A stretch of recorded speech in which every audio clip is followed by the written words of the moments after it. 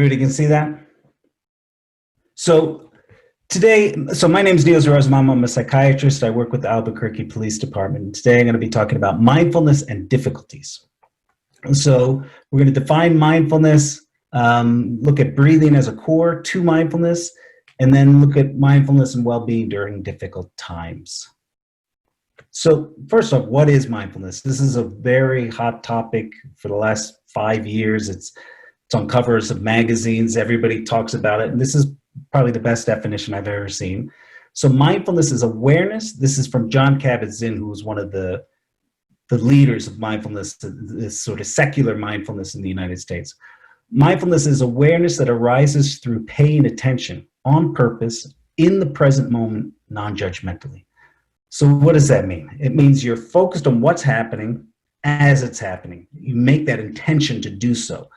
And it's what's happening as it's unfolded, and you don't judge it. You're not thinking about the sunset, you're just looking at the sunset. And it's a very hard thing to do, but that's the idea, to be focused on what's actually happening. And so meditation is probably the most common method for developing mindfulness. So what is meditation? Meditation generally is you sit down in a quiet spot with minimal distractions and focus on one thing. And generally that one thing that people focus on in all traditions is breathing. It doesn't have to be breathing, but that's one that pretty much every tradition uses, from the most secular to the most even religious. So even in the academy and CIT, we teach about combat breathing, which is just like a mini meditation. It's bringing you back to what's happening instead of worrying about the whole war. You think, what's happening right in front of me? And you combat breathe, and it brings down your heart rate, and all the way to the deepest type of meditation. So breathing is a great one to focus on because it's always there. You know, the sunset's only there for a few minutes a day, but the breath is there from the moment you are born to the moment you die. Breathing is also great because it's right on the limit between conscious and unconscious. So usually you breathe and you don't notice it, but it's always there. And then you can focus on it if you want. You can actually alter it, but you can't stop it. So it's a really nice sort of bridge between conscious and unconscious. Breathing also helps with relaxation. So sort of breathing exercises just in themselves, even without an overlay of a lot of mindfulness, just relaxes you. It has a shortcut to your vagal nervous system, and it just kind of chills you out. So let's talk about some benefits of mindfulness.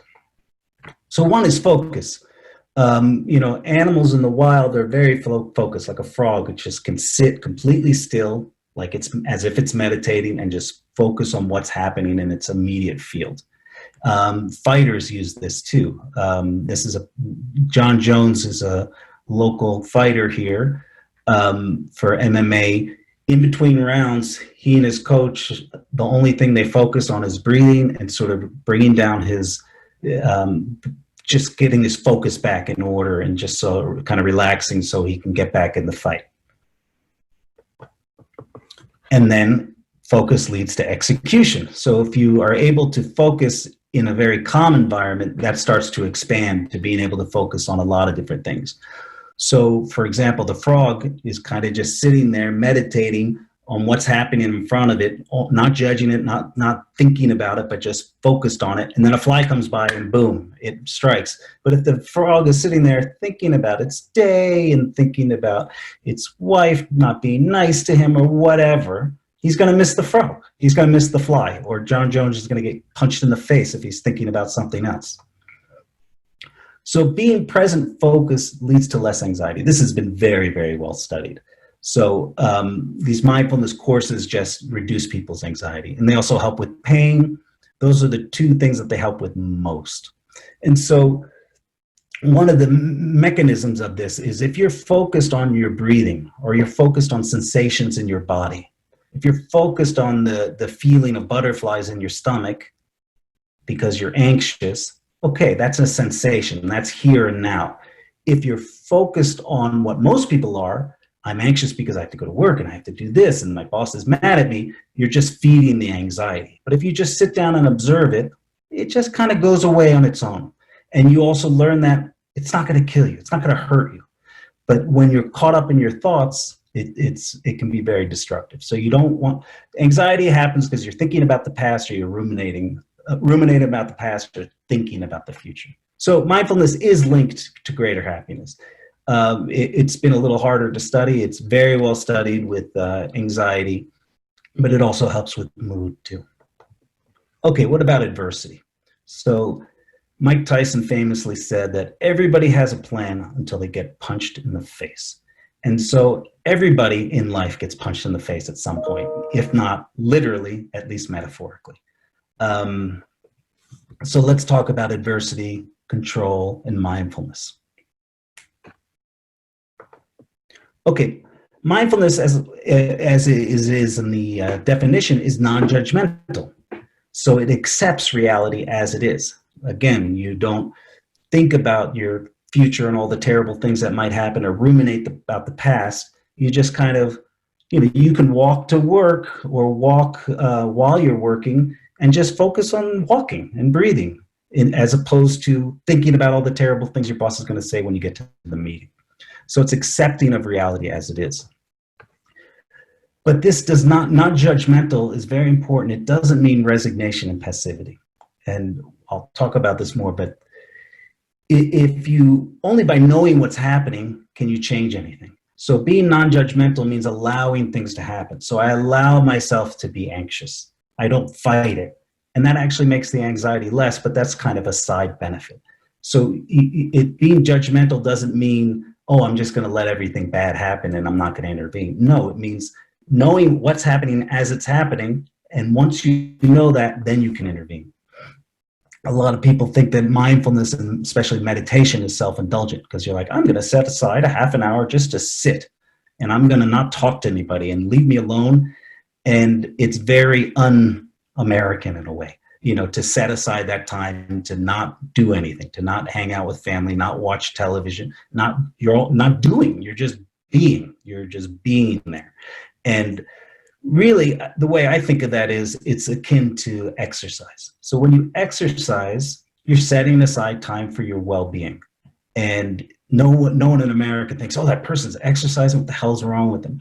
But people do think of that about mindfulness, that it's so self-indulgent, it's so passive, but it really isn't. And most mindfulness teachers and meditation teachers suggest meditating with other people. So this is what I talked about before. By being non-judgmental and seeing things as they actually are, then you can intervene. It's sort of those biases. If you're with a friend or something, you're going to have a different opinion, and you're going to have biases about how you deal with them. But if you just see it as it actually is, then you can make better decisions. And this is a quote from the author. You can't go back and change the beginning, but you can start where you are and change the ending. And you can't change things unless you're focused on what's happening as it's happening. Another famous quote from Winston Churchill, who famously got England through one of the worst wars ever. If you're going through hell, keep going. And I think that's a beautiful sentiment. Bad shit's going to happen. Don't sit there and think how terrible this is. You just keep going. If you find yourself in a bad place, keep living your life, keep going. And this is another, I really just like the title of this book, but it's called Full Catastrophe Living by Jon Kabat-Zinn, same guy who defined mindfulness earlier in this talk. So what I like so much about this title is it's really about embracing what's happening as it's happening. If you're going to go through a catastrophic time in your life, you might as well show up and be there for it, as opposed to fight it and wish it would go away, because that's what makes it worse. So just embrace the suckiness of life and you'll feel a lot better. So, and the other is that mindset of knowing that bad shit's going to happen in your life. So if you look at, and there are going to be obstacles and hurdles in your life, metaphorical hurdles. But when a sprinter who has to do hurdles doesn't look at the track and think, oh my God, there are hurdles? The hell, this is terrible. How am I going to get through this? This is awful. These are challenges. This is not fair. They think that's just part of the race, and life has hurdles. They're just part of the race. So this is a line from a very famous poem that I wanted to share. It's called The Rainy Day. And it says, into each life some rain must fall. Some days must be dark and dreary. And I think that's important to just keep in mind. Life is sometimes going to, like our country and our world is going through a kind of dark and dreary time, but those times are inevitable. And actually, just as an aside, there are people who make tons of money on this concept. They know that the stock market is going to crash. So they short the market forever until it crashes and they make a ton of money. So just know that bad things are going to happen. So Bruce Lee was a practitioner of mindfulness. Do not pray for an easy life. Pray for the strength to endure a difficult one. This is one of my favorite authors, and he's a musician. His name is Leonard Cohen, and this is a quote from him. There's a crack in everything, and that's how the light gets in. So I love that quote because it's the same idea. Everything's kind of broken and messed up. All the time, everything's kind of broken. Nothing is ever perfect, ever. And the more you realize that, the better your life can be, is that it's imperfect and there are cracks in everything. But that's where the joy and love and all that stuff can really seep in. Okay, choices. We all have choices we have to face. And mindfulness can help with choices. So there's a man named Viktor Frankl who was a Holocaust survivor, and he made a deliberate choice to say yes to life, even though he endured probably the worst horrors that a human being can. Afterwards, he dedicated his life to helping other people. And this is also one of my favorite quotes, and I've probably used it before in these talks, but I'm going to use it again. So this is from Viktor Frankl, Holocaust survivor. He says, between stimulus and response, there is a space. In that space is the power to choose our response. In our response lies our growth and our freedom. So that's worth a little bit of unpacking. The big take-home message is stimulus and response. And there's a space there. So, a computer doesn't have any space. You give it a stimulus, it responds. Most animals don't have much of a space. But human beings can have a space. Most of us don't most of the time. There's just something happens and we react. But the idea is to open up that space deliberately. And that's where mindfulness comes in. It's opening up that space. And once you open up that space, you can choose your response. Because otherwise you're like a jellyfish. You're just responding out of biology. And that's where our growth and our freedom and really our free will is. Okay, Albert Ellis, another very famous psychiatrist. He was the founder, one of the founders of what's called cognitive behavioral therapy, is the most widely used therapy in the world and probably the most well-studied and effective. He said, people and things do not upset us.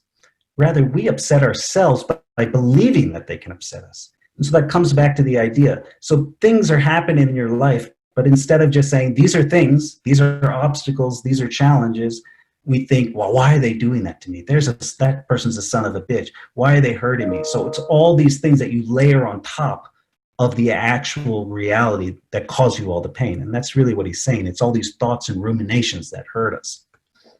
So another way to look at that is suffering equals pain times resistance. It's a nice little formula.